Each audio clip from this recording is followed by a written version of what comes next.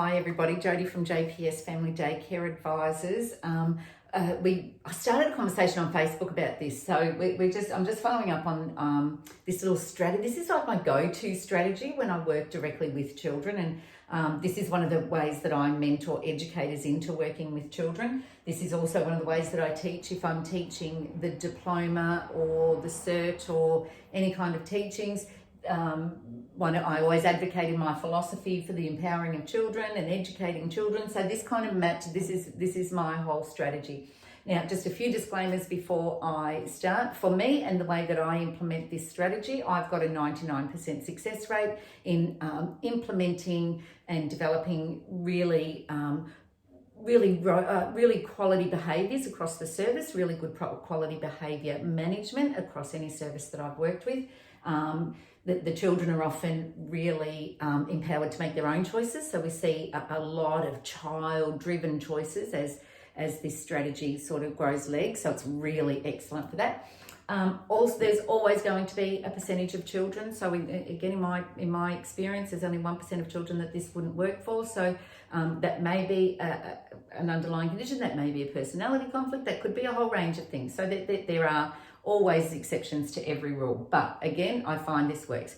This strategy can also be used for children that that you might need to call out to if they are doing something really unsafe, as to stop them from doing what they're doing while you're getting there. So you call out, child one, you need to stop doing that. I'm coming over. So, and then you go over to them, and that's when you get down and you talk to them. You might have a child who is very upset. So you go, I really sympathise that, you've just come back from holidays and you really didn't want to come back to daycare today, or that's okay. And that's okay. So what would you like to do? Should we have a little cuddle? Should we do this? Should we get your toy? So what would you like to do? So it's that the part of the strategy is making sure that children feel empowered, their knowledge, their emotion or their behaviour or their choice is respected. So you've got to respect the fact that they're children. They've only been on the earth for a short amount of years, and in our gut and in our heart, we should want to leave children always a little bit better off than when we found them with every interaction. So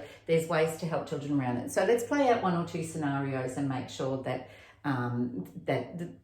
that it kind of makes sense to you. So we'll do those two scenarios. So we'll do a child who has made a choice and that is disruptive to the other children in the group, or it is potentially going to become unsafe where one of those children may get hurt, which could be, if we imagine, say, 2.5 to 3-year-olds arguing over a toy, one of them may get frustrated enough that they'll clock the other one on the head, and then now we've got a fighting. Then we had fighting children. Now we've got an injured child.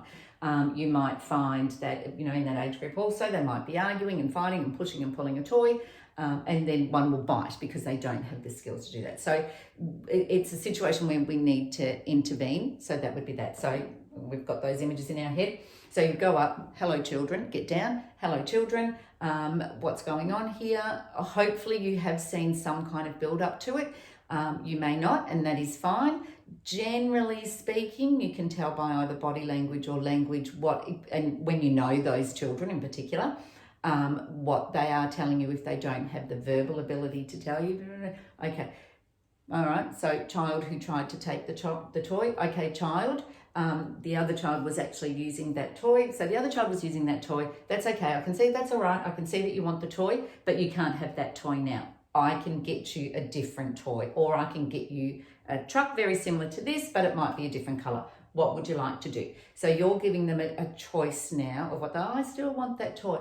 We can't have that toy. Here is your choice. Can't have that toy. Here is your choice. So I always work on 3s too. Can't have that choice. Here is another one. Can't have that choice. Here is another one. Can't have.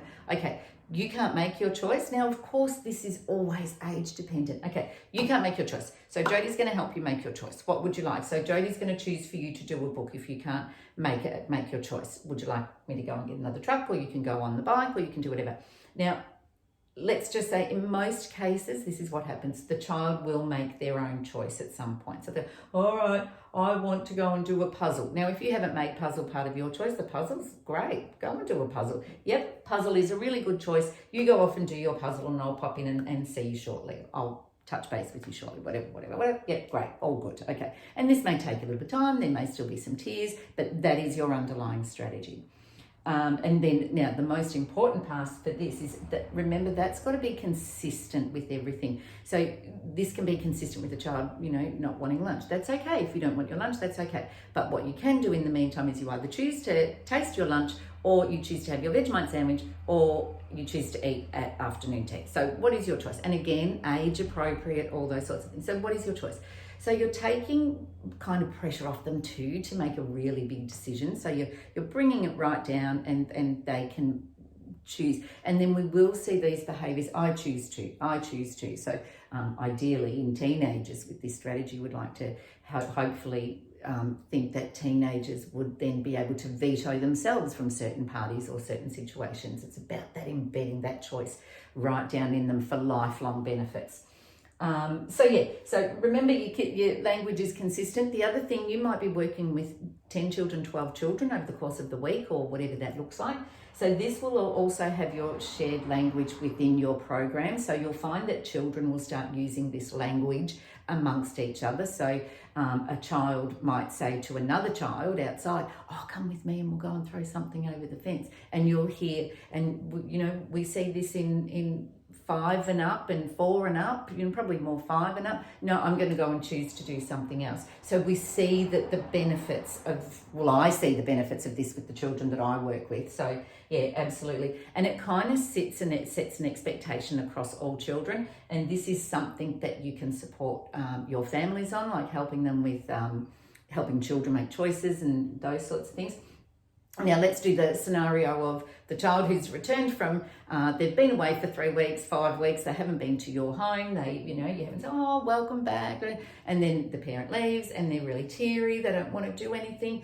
That's okay. Like, I would feel like that coming back after 3 weeks, wouldn't you? So it's about really respecting the fact that they just returned from holidays. It's about respecting the fact that they may be really tired. It's about respecting the fact that they really wanted that truck for whatever reason. It's about respecting the fact that with all of their needs, desires and wants, they may not have like a lot of language skills to back that up. They may not have negotiation skills to back it up. They may not have. So it's about empowering them to do that. And you're always going to support them. This is what this choice comes to. So it becomes more complex as the children get older. You start talking about consequences of choices, all those sorts of things. Anyway, so this is a strategy that you can absolutely build on with any age group that you're working with. So I hope that makes sense. Jump into the Facebook group. I'll pop some links and stuff here. Jump into the Facebook group if you've got anything specific that you need to ask. Now, just remember, protect any child's privacy. So we refer to children as like child A, child B during our conversations, just to see where children are at. Remember, I'm not a specialist in any particular domain as far as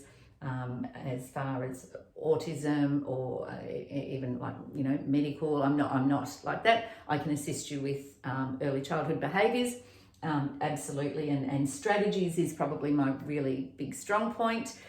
So we're going to do a lot of crash courses in shortly. So this potentially will be turned into a crash course where we can unpack each of these layers even more, which would help you relate it to individual children, which will help you embed it in your practice.